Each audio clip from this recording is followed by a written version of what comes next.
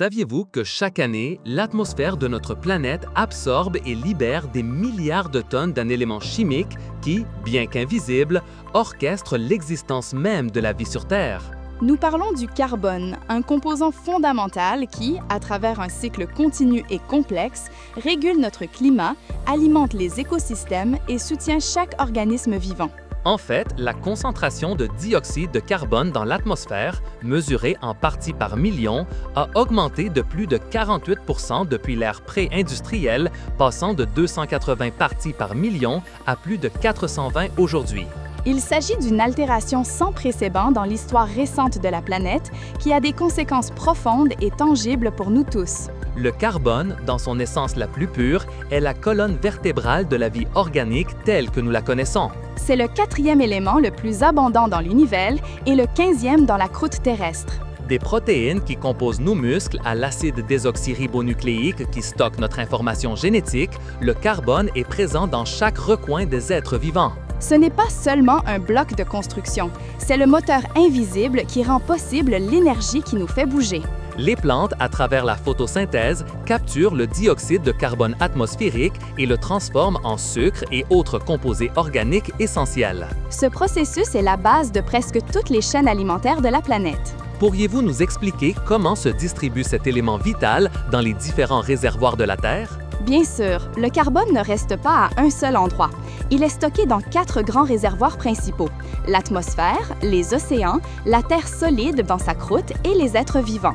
L'atmosphère contient le carbone principalement sous forme de dioxyde de carbone, un gaz vital pour l'effet de serre naturel qui maintient la température de la planète habitable. Les océans sont le réservoir de carbone le plus grand de la planète, stockant approximativement 50 fois plus de carbone que l'atmosphère. Ce carbone se trouve dissous sous forme de dioxyde de carbone, d'acide carbonique, d'ions bicarbonate et carbonate. Les organismes marins, depuis les algues microscopiques jusqu'aux énormes baleines, contiennent également du carbone dans leur structure. De plus, une vaste quantité de carbone océanique est piégée dans les sédiments et les roches carbonatées, formées au long de millions d'années à partir de restes de coquilles et de squelettes de créatures marines. Dans la terre solide, le carbone se trouve dans le sol, dans la biomasse de plantes et d'animaux et dans les roches de la croûte terrestre. Les sols, par exemple, contiennent plus de carbone que l'atmosphère et la végétation combinée sous forme de matière organique en décomposition. Les roches sédimentaires, comme les calcaires et les dolomites, représentent le plus grand réservoir de carbone à longue durée,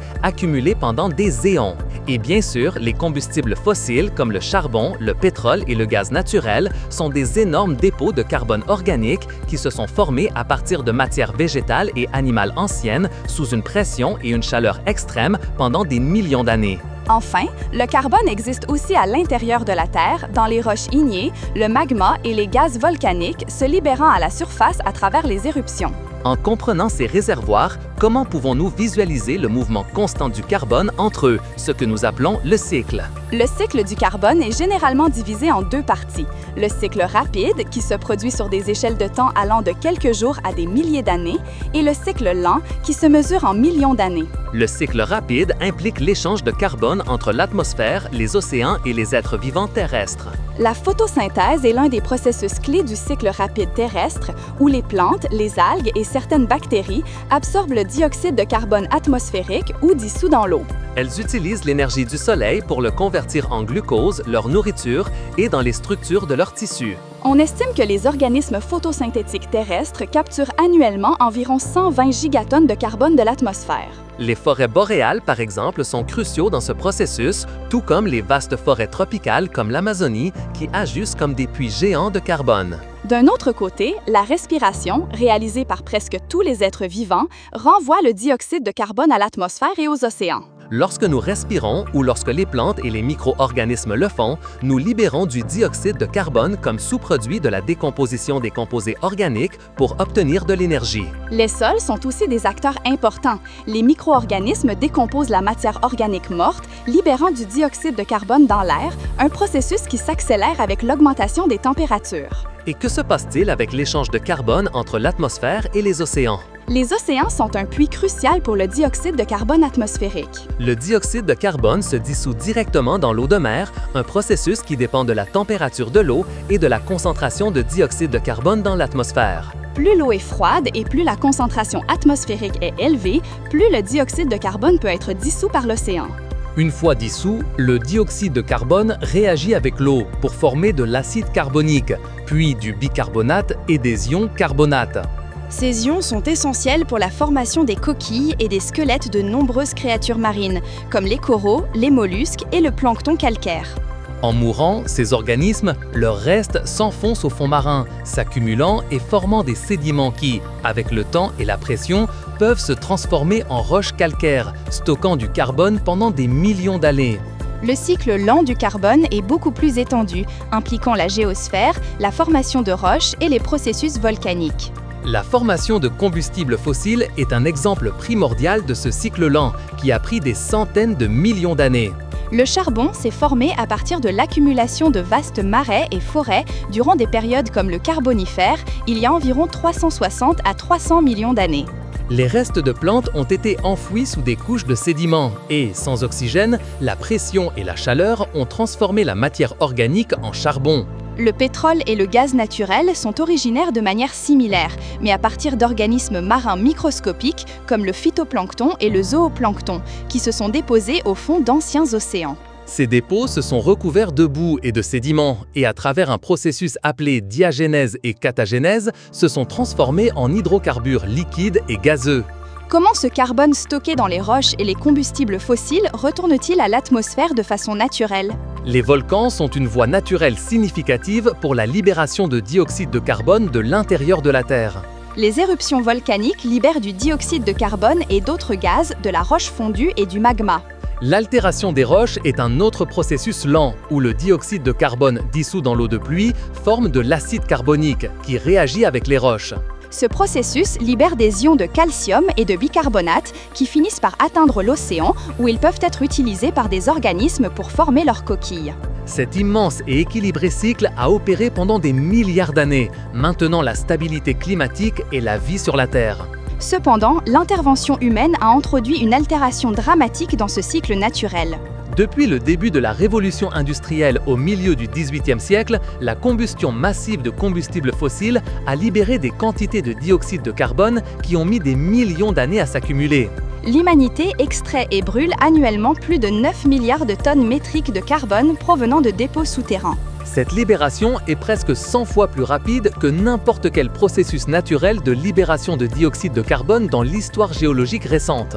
La déforestation est un autre facteur crucial. Les arbres et les plantes absorbent du dioxyde de carbone, donc abattre de grandes étendues de forêt, comme la déforestation de l'Amazonie pour l'élevage ou l'agriculture, non seulement élimine un puits de carbone, elle libère également le carbone stocké dans la biomasse lorsque les arbres sont brûlés ou se décomposent. On estime que la déforestation contribue à environ 12% des émissions globales de dioxyde de carbone. Les changements dans l'utilisation des sols, tels que la conversion de prairies en champs cultivés ou l'urbanisation, altèrent également la capacité du sol à stocker le carbone, le libérant dans l'atmosphère. Quelles sont les conséquences les plus directes de ce déséquilibre provoqué par l'activité humaine? La conséquence la plus évidente est l'augmentation de la température, ce que nous appelons le réchauffement climatique. L'excès de dioxyde de carbone et d'autres gaz à effet de serre dans l'atmosphère agissent comme une couverture, piégeant plus de chaleur et élevant la température moyenne de la Terre. Selon l'Organisation météorologique mondiale, la décennie de 2010 à 2019 a été la plus chaude enregistrée depuis le début des relevés systématiques en 1880. Cela se manifeste par des phénomènes météorologiques extrêmes, tels que des vagues de chaleur plus intenses, des sécheresses prolongées, des inondations dévastatrices et des tempêtes plus fortes. Par exemple, en 2022, l'Europe a connu son été le plus chaud jamais enregistré, avec des températures dépassant les 40 degrés Celsius à plusieurs reprises, ce qui a provoqué de graves sécheresses et de grands incendies de forêt. La fonte des glaciers et des calottes glaciaires polaires est une autre conséquence directe, qui contribue à son tour à l'élévation du niveau de la mer. La glace de mer de l'Arctique, par exemple, a diminué en étendue et en volume de façon spectaculaire au cours des dernières décennies, ouvrant de nouvelles routes de navigation et menaçant la faune locale. Un autre impact critique est l'acidification des océans, résultat direct de l'absorption de dioxyde de carbone supplémentaire. Lorsque le dioxyde de carbone se dissout dans l'eau de mer, il forme de l'acide carbonique, ce qui diminue le pH de l'océan et le rend plus acide. Cela rend difficile pour les organismes tels que les coraux, les mollusques et le plancton calcaire de construire et de maintenir leurs coquilles et leurs squelettes de carbonate de calcium.